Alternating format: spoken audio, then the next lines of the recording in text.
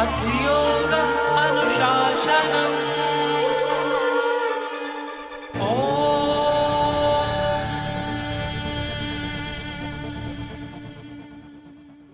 जीवन शैली वह प्राणायाम से आरंभ होती है।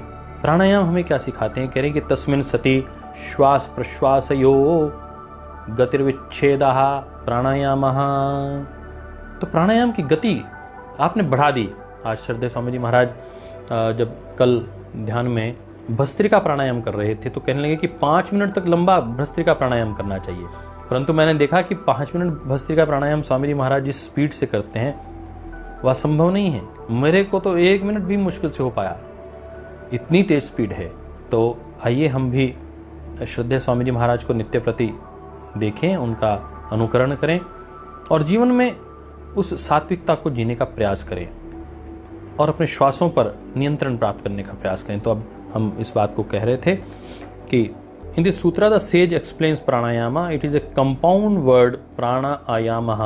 प्राणा means the breath, the principle of life energy, wind. Prana means the strength, prana means the Brahma, prana means the Vishnu, prana means Shiva. Prana also means that which brings perfection and being with the soul. वह तत्व जो आत्मा के साथ जुड़ा हुआ है, एक ही तत्व है, वह है प्राण। वो ऑक्सीजन नहीं है।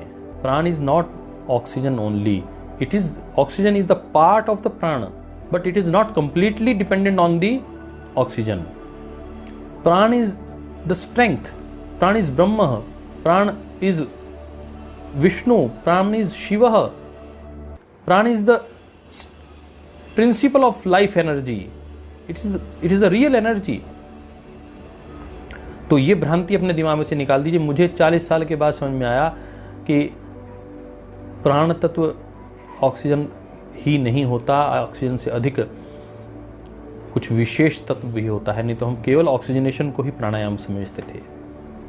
वाइटल एनर्जी ऊर्जा का स्रोत है और वह तत्व है जो आत्मा के साथ जुड़ा हुआ है। कोई और तत्व आत्मा से जुड़ा नहीं हुआ है। प्राण रुकेगा तो आत्मा बाहर निकलेगी।